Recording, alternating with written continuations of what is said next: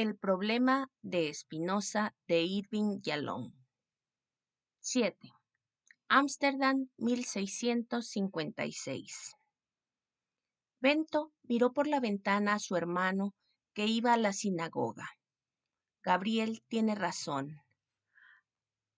Hago daño a los que están más próximos a mí. Mis alternativas son terribles.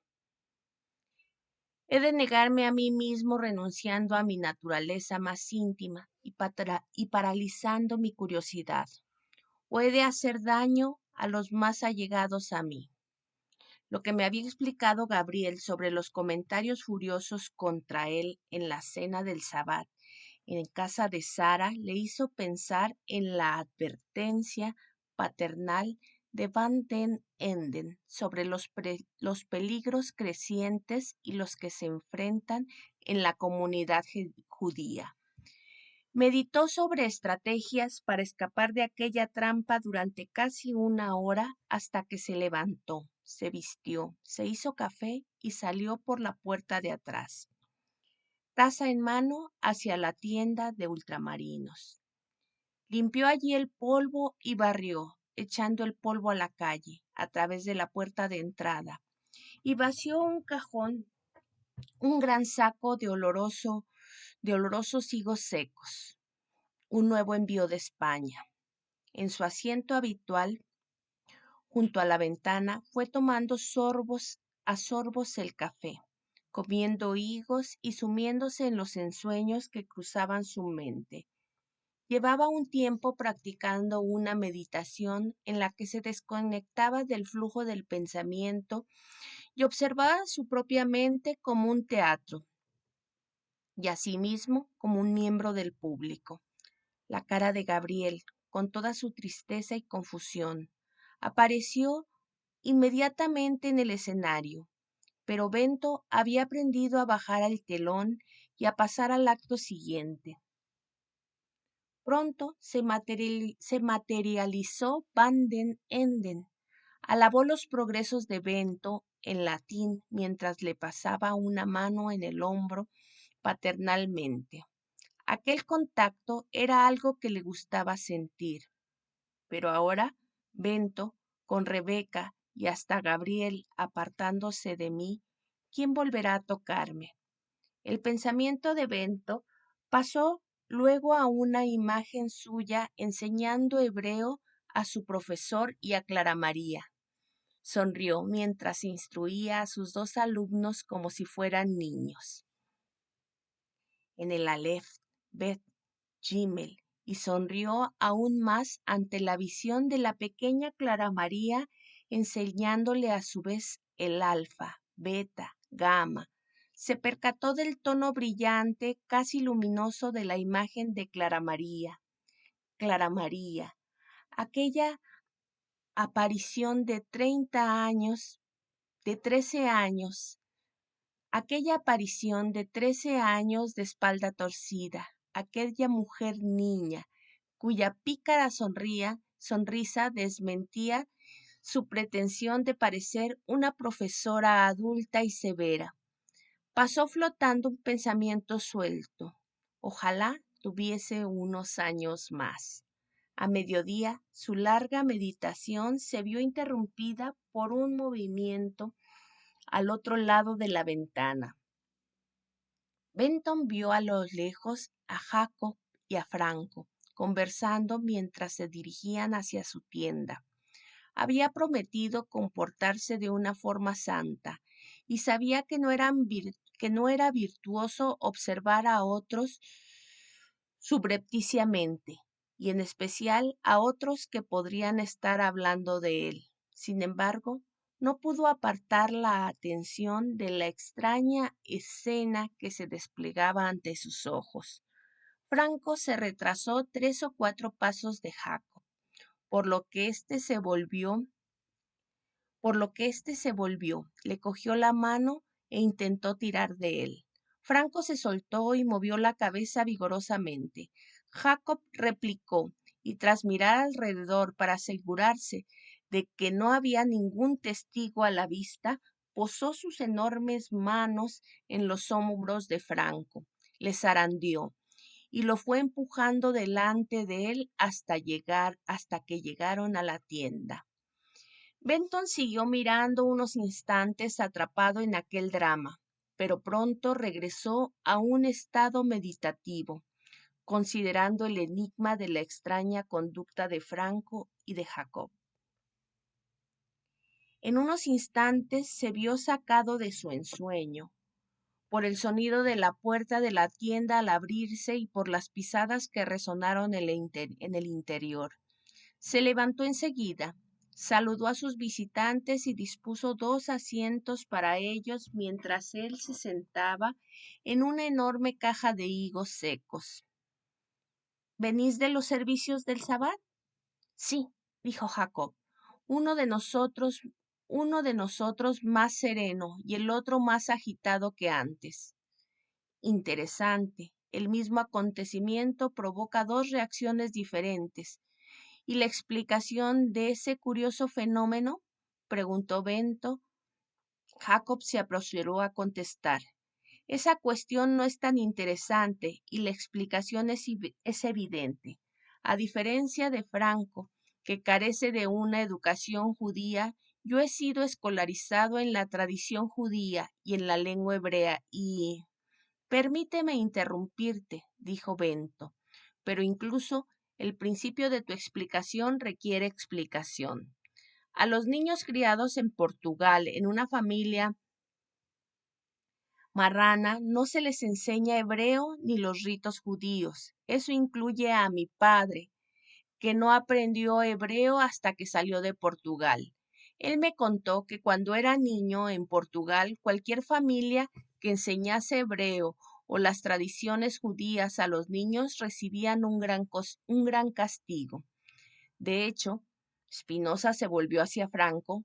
¿No oí ayer contar que tu padre amado pereció en la hoguera porque la Inquisición encontró una Torá enterrada? Franco, recorriendo nervioso con los dedos su largo pelo, no dijo nada, pero asintió levemente. Bento continuó volviéndose hacia Jacob. Así que mi pregunta, Jacob, es ¿cuándo aprendiste tú hebreo? En mi familia se convirtieron al cristianismo nuevos hace 3 generaciones, dijo rápidamente Jacob, pero siguieron siendo criptojudíos, decididos a mantener viva la fe. Mi padre me envió a Rotterdam a trabajar en su negocio cuando tenía 11 años y durante los 8 años siguientes estudié hebreo todas las noches con mi tío, un rabino. Él me preparó para el Bar Mitzvah en la sinagoga de Rotterdam y luego continué mi educación judía con él hasta su muerte. He pasado la mayor parte de los 12 últimos años en Rotterdam y regresé recientemente a Portugal solo para sacar de ahí a Franco.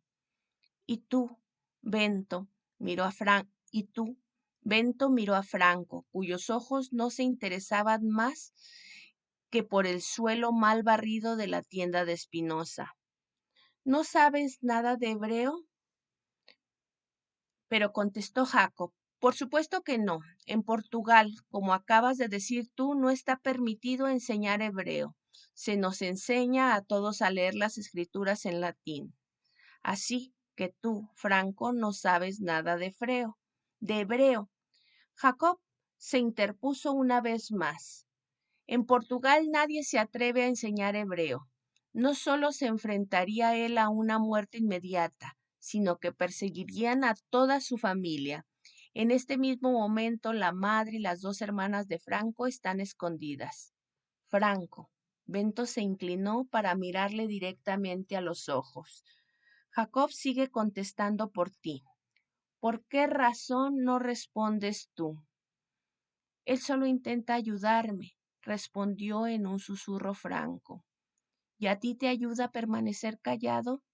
Estoy demasiado nervioso para confiar en mis palabras, dijo Franco levantando un poco la voz. Lo que Jacob dice es cierto, mi familia está en peligro y como él dice, No tengo ninguna educación judía aparte del Aleph Bet Gimel, que me enseñó él, dibujando las letras en la arena. Incluso eso tuvo que borrarlo con los pies. Bento se volvió del todo hacia Franco, prescindiendo intencionadamente de Jacob.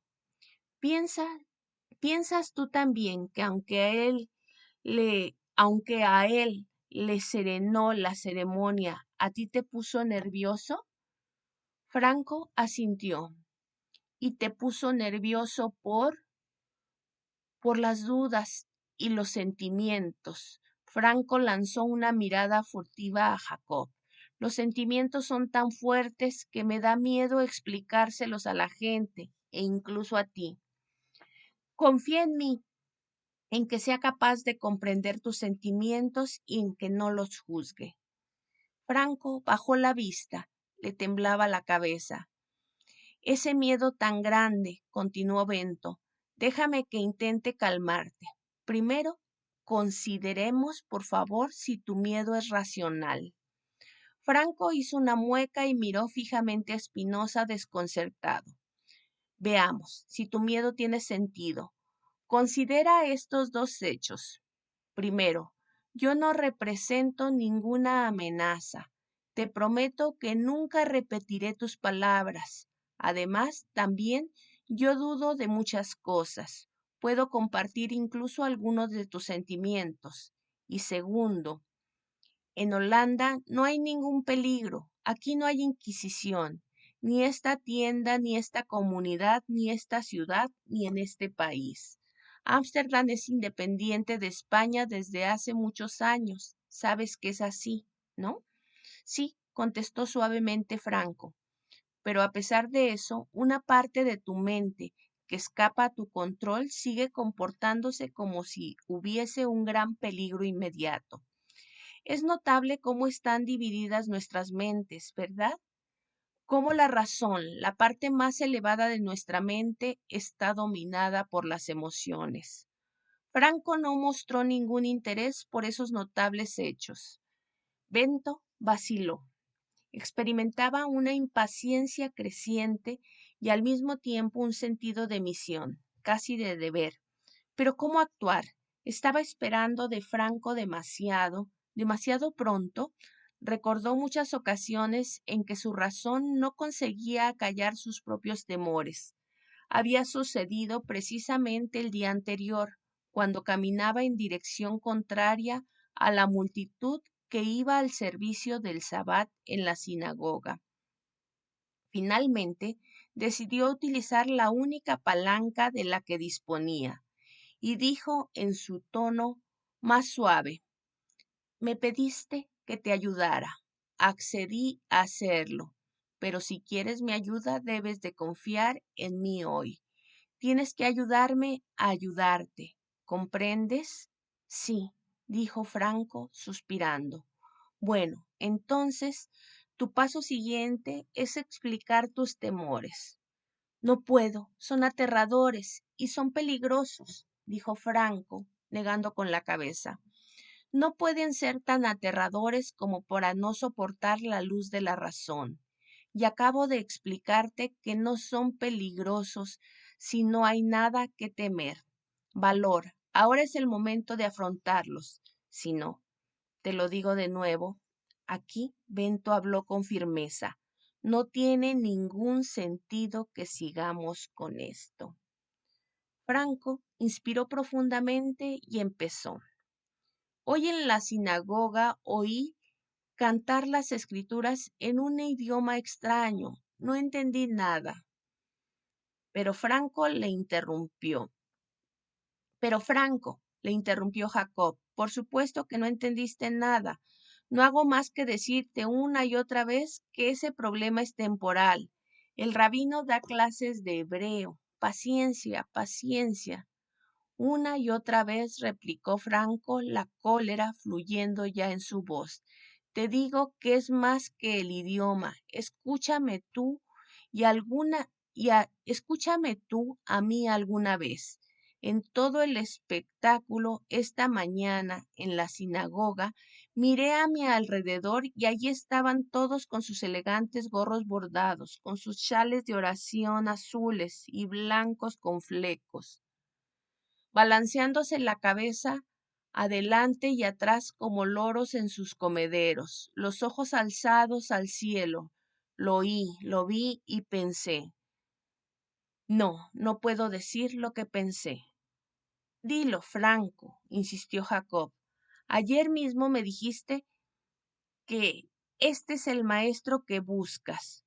Franco cerró los ojos. Pensé que diferencia, pensé qué diferencia hay entre esto y el espectáculo. No, déjame que diga lo que pienso. El disparate de la misa católica a la que nosotros, los cristianos nuevos, teníamos que asistir. Después de la misa, cuando éramos niños, Jacob, ¿te acuerdas de cómo tú y yo ridiculizábamos a los católicos? Ridiculizábamos la vestimenta estrambótica de los sacerdotes, los cuadros infinitamente sanguinarios de la crucifixión, el arrodillarse ante los trozos de huesos de los santos, la hostia y el vino, y el comer carne y beber sangre de Cristo. Franco elevó la voz. Judíos o católicos, no hay ninguna diferencia. Es una locura. Es toda una locura. Jacob se puso el gorro en la cabeza, apoyó la mano en él y entonó suavemente una oración en hebreo. Bento estaba conmovido también y eligió cuidadosamente las palabras correctas, las más serenas. Pensar esas cosas y creer que tú eres el único que las piensas, sentirte solo en tus dudas, eso debe de ser aterrador. Franco se apresuró a continuar. Hay algo más, otro pensamiento más terrible. No hago más que pensar que mi padre sacrificó sus vidas por esa locura. Por esa locura nos puso en peligro a todos, a mí, a sus propios padres, a mi madre, a mi hermano, a mis hermanas. Jacob no pudo contenerse, acercándose más e inclinando su enorme cabeza hacia el oído de Franco. Dijo en un tono que no dejaba de ser amable. Puede que el padre sepa más que el hijo. Franco movió la cabeza, abrió la boca para hablar, pero no dijo nada. Y piensa también, continuó Jacob, que tus palabras hacen también que la muerte de tu padre carezca de sentido. Pensar esas cosas hace que su muerte se convierta en una muerte inútil. Murió para que tú mantuvieras la sagrada fe. Franco pareció darse por vencido y bajar la cabeza. Bento se dio cuenta de que tenía que intervenir. Primero miró a Jacob y dijo suavemente: Hace solo un momento pedías a Franco que dijese lo que pensaba. Ahora que finalmente lo hace lo que pides, ¿no es mejor animarle a seguir en vez de hacerle callar? Jacob dio medio paso atrás. Bento siguió dirigiéndose a Franco con el mismo tono de voz sereno. ¿Qué dilema el tuyo, Franco? Jacob afirma que si no crees en cosas que te parecen increíbles, habrás hecho que el martirio de tu padre sea una muerte inútil. ¿Y quién querría hacer daño a su propio padre? Muchos son los obstáculos para pensar por uno mismo. Muchos son los obstáculos para perfeccionarnos, utilizando nuestra capacidad de razonar dada por Dios. Jacob negó con la cabeza. Un momento, un momento. Esto último de la capacidad de razonar dada por Dios, eso no es lo que yo he dicho. Estás tergiversando las cosas. Hablas de razonar. Te mostraré tu razón. Utiliza el sentido común. Abre los ojos. Quiero que compares. Mira a Franco. Él sufre, llora, se arrastra, se desespera. ¿No lo ves? Bento asintió. Y ahora mírame a mí. Yo soy fuerte. Yo amo la vida. Yo me ocupo de él. Le salvé de la Inquisición. A mí me sostiene mi fe y mis hermanos judíos. Me conforta saber que nuestro pueblo y nuestra tradición siguen en pie. compararnos a los dos con tu preciosa razón. Y dime, hombre sabio, ¿a qué conclusión llega tu razón? Las ideas falsas ofrecen un consuelo falso y frágil, pensó Bento, pero contuvo la lengua. Jacob presionó aún más. Y explícate eso a ti también, hombre sabio. ¿Qué somos nosotros? ¿Qué eres tú sin nuestra comunidad, sin nuestra tradición? ¿Puedes vivir vagando por el mundo solo? He oído decir que no quieres tener mujer. ¿Qué clase de vida puede tener? ¿Qué clase de vida puedes tener sin la gente, sin familia, sin Dios? A Bento, que siempre evitaba el conflicto, le impresionó esta invectiva. Jacob se volvió hacia Franco y suavizó la voz. Te sentirás sostenido como yo cuando conozcas las palabras y las oraciones, cuando entiendas lo que significan las cosas. Con esa afirmación estoy de acuerdo, dijo Bento, intentando aplacar a Jacob, que le había mirado furioso. El desconcierto aumenta tu confusión. Franco, todos los marranos que dejan Portugal están desorientados. Hay que educarlos de nuevo para que se conviertan otra vez en judíos. Tienen que empezar como niños y aprender el Fad Bet Gimel. Yo te ayudo. Yo te ayudé durante 3 años. Yo ayudé durante 3 años al rabino a dar cursos de hebreo para los marranos, y te aseguro que aprenderás rápido. No, insistió Franco, que recordaba ahora al Franco renuente que Bento había visto por la ventana. Ni tú, ni Jacob Mendoza, ni tú, Bento Espinosa, me escucháis. Os lo digo otra vez, no es el idioma, no sé nada de hebreo, pero esta mañana en la sinagoga durante todo el servicio leí la traducción al español de la Sagrada Torá. Está llena de milagros. Dios separa las aguas del Mar Rojo, castiga a los egipcios con plagas, habla, disfraza- habla disfrazado de zarza ardiente. ¿Por qué todos los milagros suceden entonces en la época de la Torá? Decidme, los dos, ¿por qué se acabó la época de los milagros? ¿Es que el Dios omnipotente y poderoso se ha ido a dormir? ¿Dónde estaba ese Dios cuando quemaron a mi padre en la hoguera? ¿Y por qué motivo? ¿Por proteger un libro sagrado de ese mismo Dios? ¿No era Dios lo suficientemente poderoso para salvar a mi padre, que tanto lo reverenciaba?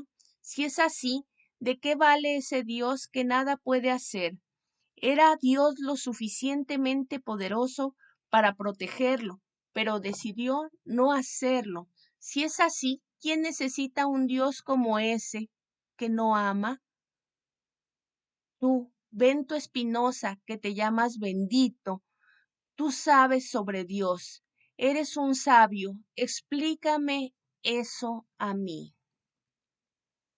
¿Por qué tenías miedo de hablar? Preguntó Bento.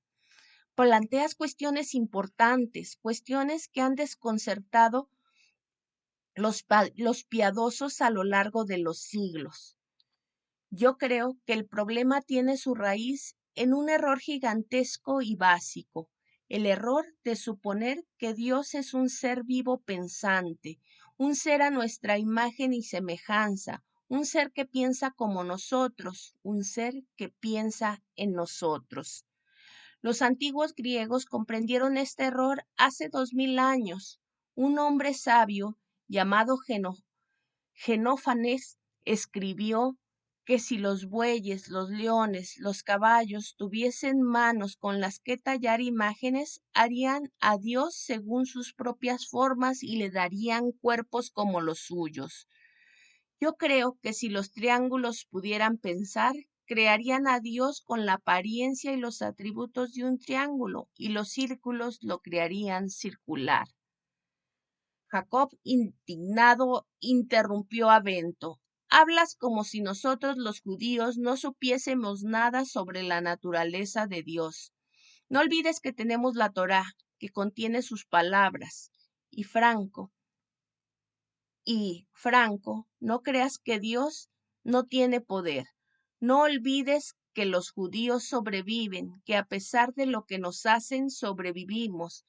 ¿Dónde están todos aquellos pueblos desaparecidos, los fenicios, los moabitas, los edomitas y tantos otros cuyos nombres yo no conozco? No olvides que debemos guiarnos por la ley que el propio Dios dio a los judíos, nos dio a nosotros su pueblo elegido.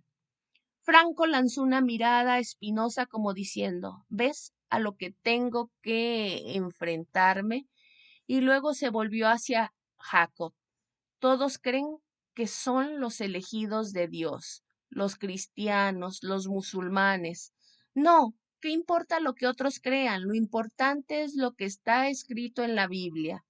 Jacob se encaró con Spinoza. Admítelo, Baruch, admítelo, hombre sabio. ¿No dice la palabra de Dios que los judíos son el pueblo elegido? ¿Puedes negar eso? Han pasado años estudiando esa cuestión, Jacob, y si quieres compartiré contigo los resultados de mi investigación. Bento hablaba suavemente. Han pasado años estudiando esa cuestión, Jacob, y si quieres compartiré contigo los resultados de mi investigación. Bento hablaba suavemente, como podría hablar un maestro a un estudiante inquisitivo. Para responder a tus preguntas sobre el carácter especial de los judíos, debemos remontarnos a la fuente. ¿Queréis acompañarme a hacer un examen de las propias palabras de la Torá? Mi ejemplar de esta está a solo unos minutos de distancia.